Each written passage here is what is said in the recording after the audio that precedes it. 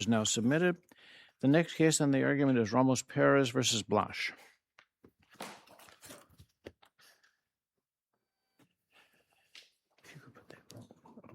Oh, that's as far as.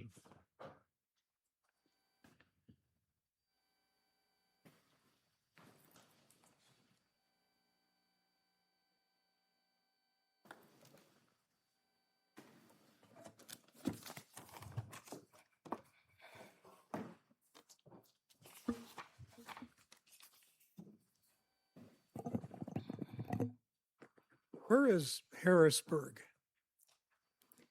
Your Honor? Where is the thing says you're from Harrisburg, North Carolina? Yes, Your Honor. It is 60 seconds outside of Charlotte. Okay, just outside of Charlotte. Yes, Your Honor. All right. I just wondered. I spent some time there. It's a lovely state. Oh, it's beautiful, Your Honor. Thank you. When you're ready. Good morning, Your Honors. May it please the court. My name is Dominique Hardrick, and I am here on behalf of Teresa Perez Ramos and her young son. Your Honor, the issue in this case, the issue before the court is whether the board erred in upholding the immigration court's adverse credibility finding, when that finding fell outside the bounds of the Real ID Act and precedent established by this court. Your Honor, the court in this case selectively examined in determining credibility and failed to present a reasoned analysis of evidence, which matter of Shrestha requires. In Shrestha, the court held that the immigration court must act within the rule of reason, and while taking the totality of the circumstances into account, which is the standard. I am going to point out 3 reasons why the court made this adverse credibility finding. The first reason they stated was inconsistencies. The second reason they stated was responsiveness. And the third reason they stated was demeanor. However, during this argument, you will hear that the inconsistencies the judge noted were cherry-picked. Your Honor, the first point I want to make is in January 2022, the IJ noted that the petitioner continued to alternate whether or not it was the 7-year-old child's foot or the leg that was injured by the armed men who came into her house. Now, it doesn't matter whether or not it was the child's foot or the leg that was injured, because there was no dispute that 3 adult males came into a single mother's home and poured boiling water on a 7-year-old son. In the record, there are pictures, and in the record, the medical report stands. Furthermore, Your Honor, the court stated that the petitioner had an inconsistency regarding whether or not she and her son were threatened during the second incident that happened May 7th in 2023. Well, during that incident, the petitioner was brutally raped. And during that time, the child was there. The court argued that the petitioner stated that she was threatened, but in her written statement, her and her son was threatened. However, they do not dispute the fact that she was raped, and they cannot dispute that fact because in the medical report, it states not only was she raped, but she received a nervous disorder from that, and she had several cuts, bruises to her arms, her legs, and her face. Your Honor, I would like to point out that is not an inconsistency at all. The child watched his mother be raped and was mentally traumatized and was threatened in nature. So, but the rape itself seems indisputable. The rape itself is indisputable, Your Honor. Yeah. I have the record if you would like me to read it. Just as the injury to the leg or the knee or the foot is indisputable, the issue may be precisely where it is, but in fact, we've got pictures. That is correct, Your Honor. Whenever anybody says we got pictures, you're in trouble. That is correct, Your Honor. Yeah, okay.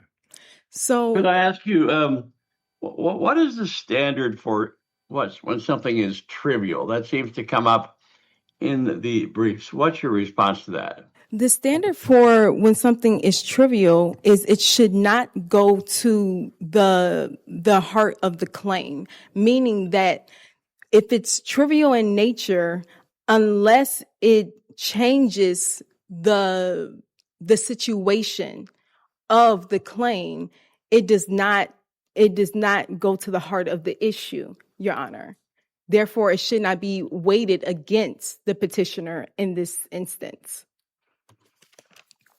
Furthermore, the court stated another inconsistency, and that inconsistency was regarding the fact that the petitioner stated in court that her father interpreted for her for the police report. However, the police report states that the petitioner spoke directly to the police, noting that because the police report did not state that her father spoke on her, interpreted for her, that was an inconsistency. However, in the record, you see, when you see the judge speaking to the petitioner, it is as if they're speaking directly to the petitioner. And that is because the interpreter is but a tool, not a person to be represented speaking in that manner. As a matter of fact, in the record, when the judge wants to speak to the interpreter, the court says, judge to the interpreter. And that is noted in the record as well, Your Honor. So those consistencies that were noted were not inconsistencies at all. And due to the fact that the court did not take the totality of the circumstances into even consider it, should mean that the adverse credibility finding falls on its head, Your Honor. Now, the petitioner not only didn't have those consistencies, but the petitioner was illiterate.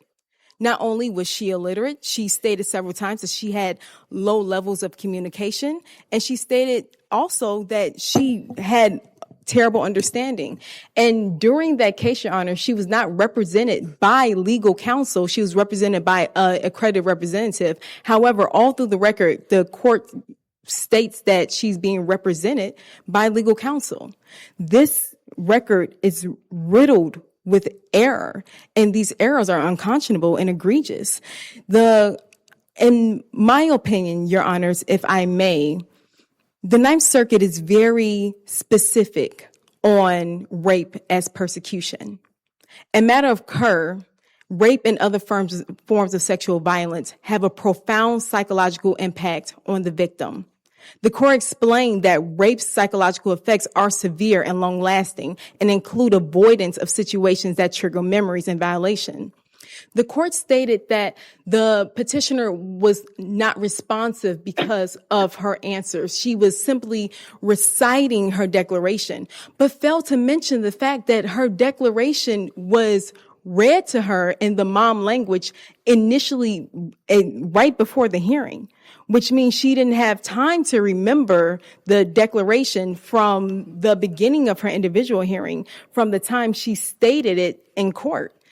The court failed to take into the totality of the circumstances that because the petitioner was illiterate, she only has certain cognitive pathways, which means she can only remember and recite what happened to her in specific ways. What am I to make of the IJ questioning her about her so-called mental condition? I found the IJ's line of questioning quite confusing. The issue, Your Honor, is the IJ did not question her mental capacity in any way, which he should have when he realized that she was unable to answer the questions that he was asking in the way he wanted her to ask them. He simply admonished her and told her she's not answering the questions in the way that he would like. No, I'm referring to a different part of the transcript. Mm-hmm. The translation says, I don't know these things because I didn't go to school. And also I had a bad case of nerves, and so I lost my memory, and now I get confused. And he takes that to mean that she's got a memory problem. That is to say that she's got a mental condition, and he questions her about the mental condition and concludes somehow that either it doesn't exist or that she's lying about it.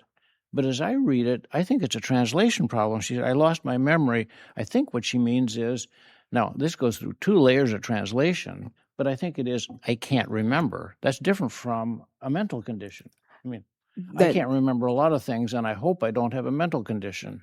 Well, yes, Your Honor, that is absolutely correct. And not only were there 2 interpreters, a mom interpreter to Spanish interpreter, a Spanish interpreter to English interpreter, but the record clearly states in the medical report that she had neural nervousness issues. So that was a part of the record, even if she could not articulate it, which would make sense because she had a low level of education and she could not read the report herself. So the issue we're faced with was whether the adverse credibility determination is substantially supported, or your argument is that the items pointed to are trivial and don't go to the heart of the claim. That's basically what you're saying. What I'm saying, You want to say yes?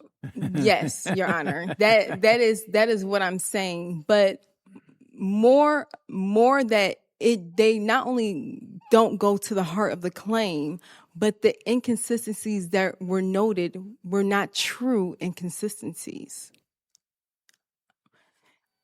So I'm going to reserve the rest of my time if the court doesn't have any other questions. I do. Okay, thank you. That's fine, and you've saved some time. Thank you.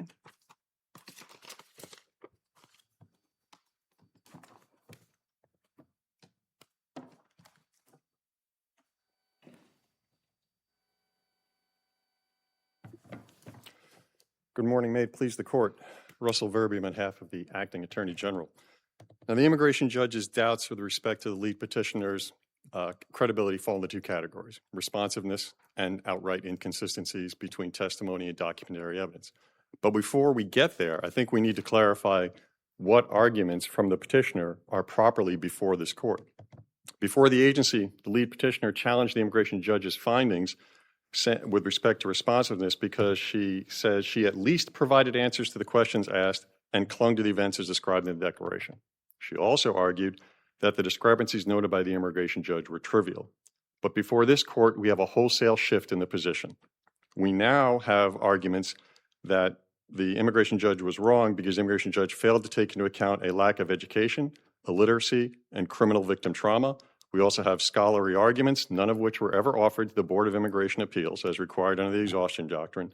And on top of that, we have never heard before arguments because of illiteracy. The only way the petitioner could store and recount events was by saying her declaration almost line for line. And also, we even have in the petitioner's brief claims that the translation impacted the inconsistencies that were noted by the immigration judge. All of those arguments could have and should have been presented to the Board of Immigration Appeal. And while the exhaustion doctrine is no longer considered a jurisdictional matter, if it is raised by a party, it must be enforced. The Attorney General raised it in his brief, and the Attorney General is maintaining that position before this court. There's no question that the petitioner of your friend on the other side is that the immigration judge relied upon trivial matters to determine adverse credibility. How do you respond to that? Well, Your Honor, that's before us. There's no question that's before us. That is the force of their argument.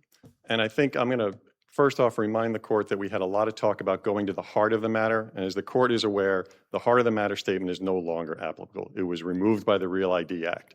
So it doesn't matter whether the inconsistency goes directly to the heart of the matter. But under Wren, it still must not be trivial. And I think it's a little hard to say what is trivial, but let's look at Wren. In Wren, what you had was the petitioner saying, based on what happened to him, roughly, I lost consciousness at day 2 of the event, when his declaration said day 3. So you had a difference of 1 day, and you had a discrepancy between the petitioner's own statement and his own declaration. That's not what's going on in this case. What's going on in this case is the specific inconsistencies noted by the immigration judge and then found again by the board involved. First set was the second attack.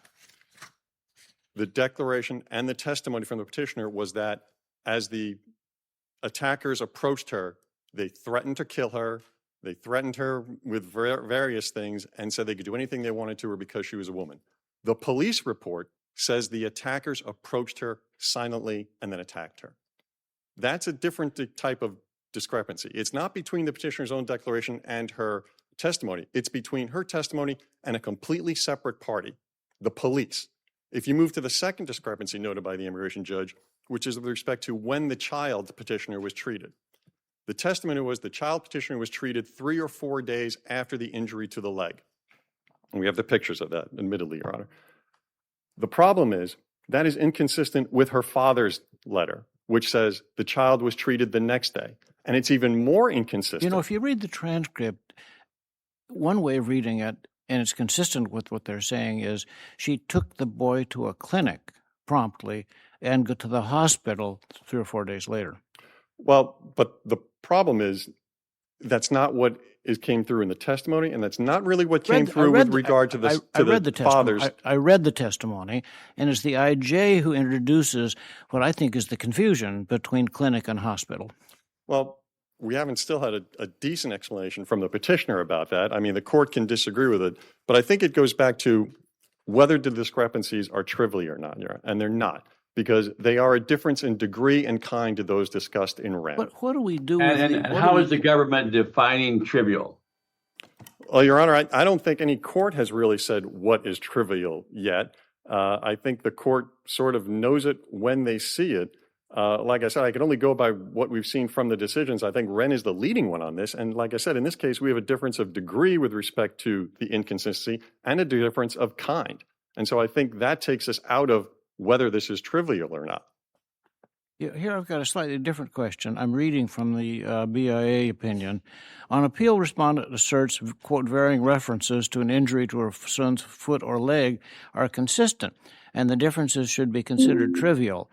Then the BIA goes on to say, we discern no clear error in the immigration judge's finding that the respondent at times described an injury to her son's foot and at other times described an injury on his leg. Why do we care? We know there's an injury. Well, and whether it was foot or leg, and we got pictures. I mean, why is this in here? Why is this in any way adverse to the claimant? I think the fact that there was an injury to the child's leg, and my heart goes out to the child was injured, but the way that the injury was presented was that it occurred as part of this attack. And the immigration judge doesn't believe that the petitioner has sufficient credibility to show that that injury, which could have happened under any number of circumstances, is actually tied to the attack she alleges. And that's because of the immigration judge's inconsistency finding, any one of which would be enough under the substantial evidence standard to support adverse credibility. Help me understand this. You're saying the immigration judge says there may be an injury, but it did not happen at all in connection with the incident she's describing?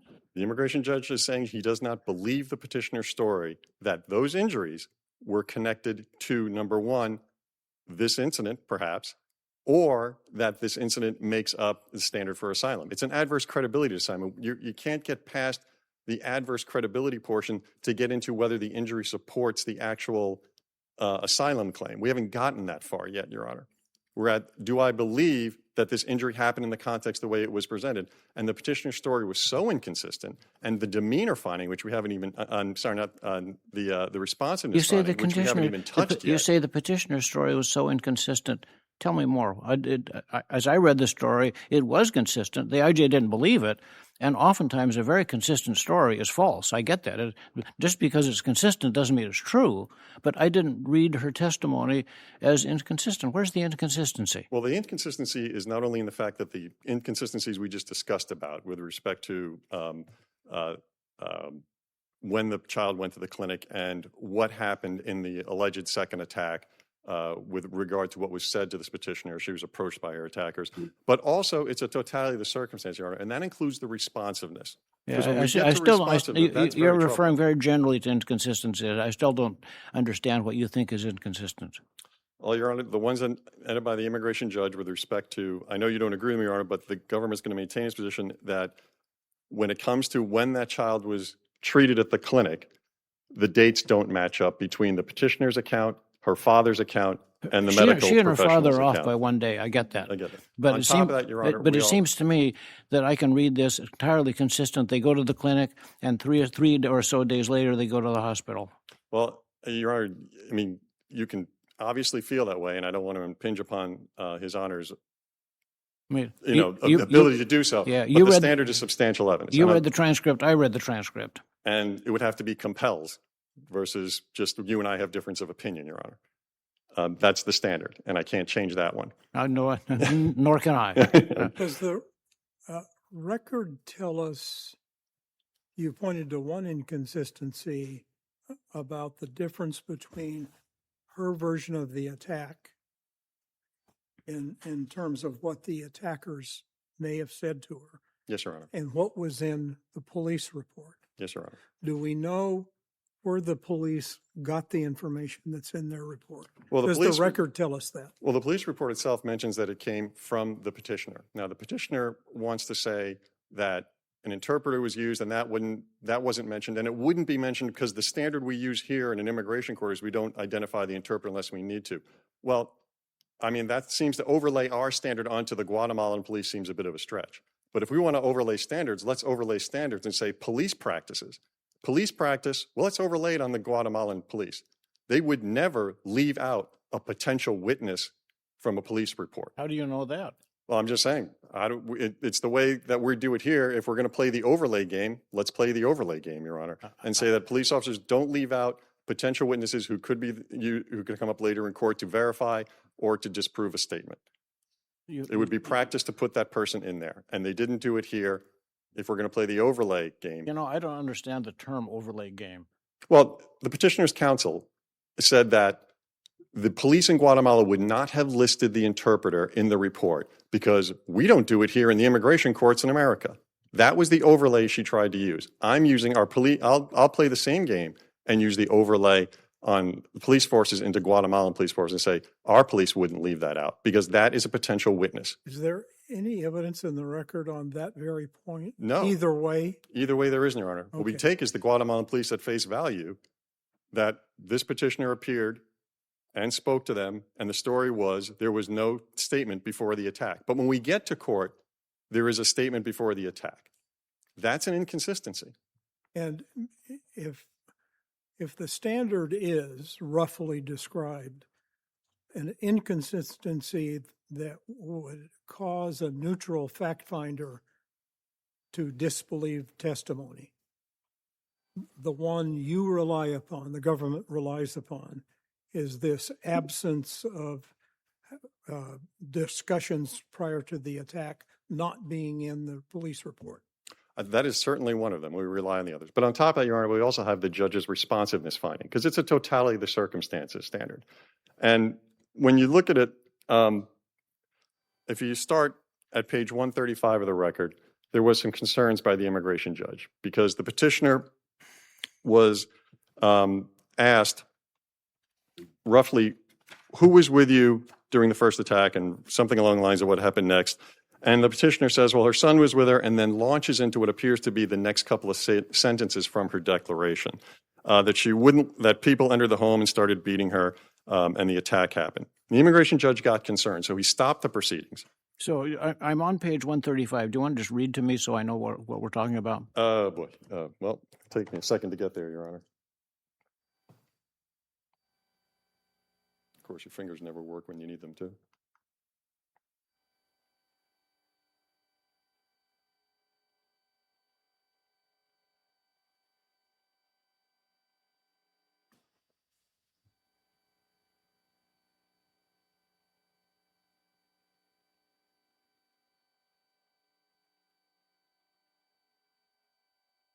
My apologies for the delay, Your Honor. That's okay. We just want to I want to make sure I understand your argument, so I want to get it right.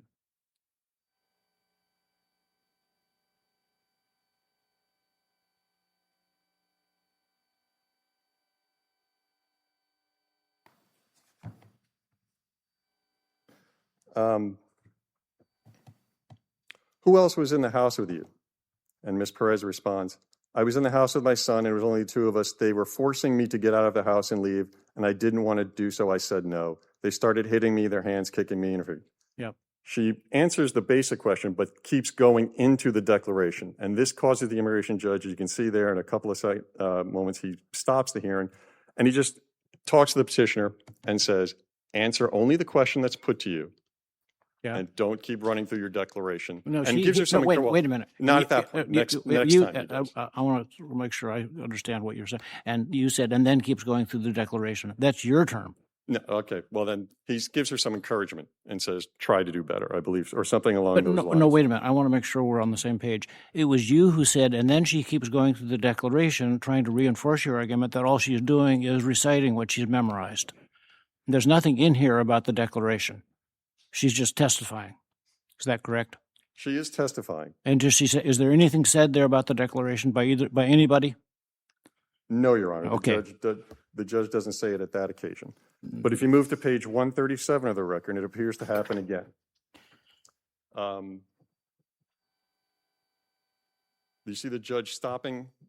On page 137, he does say that, correct? He does say that. He says, you have reviewed your declaration and you're coming here, but it doesn't seem like you're listening to the questions you're being asked, and instead you are just telling us line for line from your declaration. Yeah. Now, I have read the declaration and I have read her testimony, and I was surprised given what the IJ said, because in fact her testimony is all over the lot.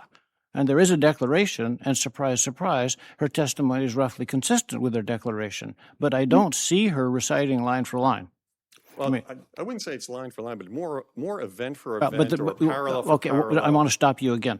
You say you don't see it's line by line, but that's exactly what the IJ is saying. So you're disagreeing with the IJ that she's going line for line. Line for line, event for event. They're paralleling, tracking each other. It's almost single tracked. Every time, not every time, but at least 5 times to 6 times in this record, she's asked a question, doesn't always land near the question, but certainly then leaps into the very next sequence of event or line of her declaration, however you want to interpret that statement by the judge. And it was a repetitive thing that went on. And it's just like cases that this court has heard before, where there's some concerns with respect to a memorized story or regurgitating one's declaration.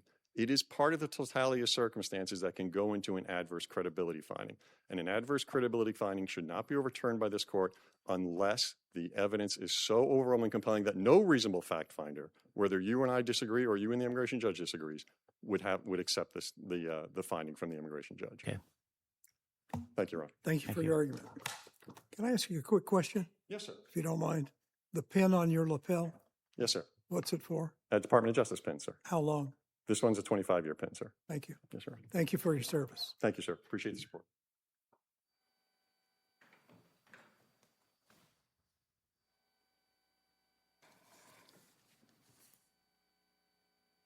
Your Honor, Your Honors, I am going to request that you rule in favor of the petitioner. Pick up. I am going to request that you rule in favor of the petitioner.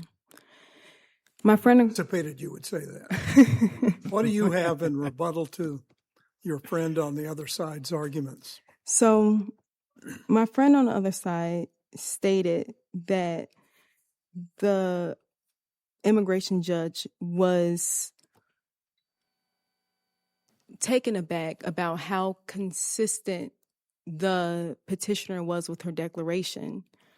However, further down into the immigration judge's finding, he speaks about how inconsistent she was with her written declaration, which honestly just does not track with what the immigration judge was saying previously.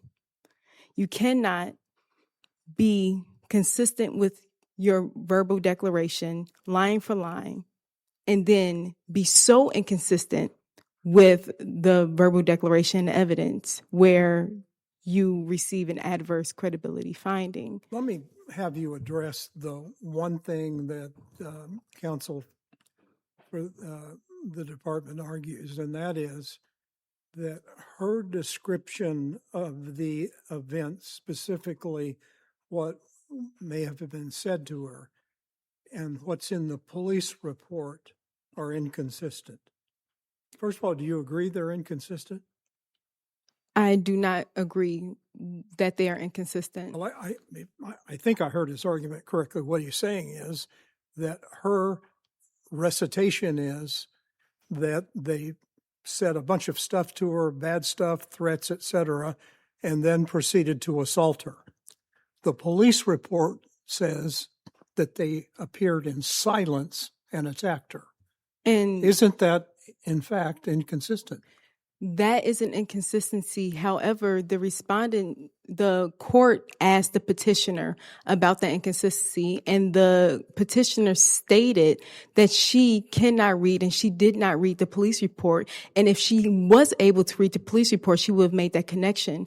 She was speaking through an interpreter. The petitioner does not speak Spanish. She only speaks Mom. So due to that fact, the court requested an explanation, and she gave a clear explanation stating that's not what I said.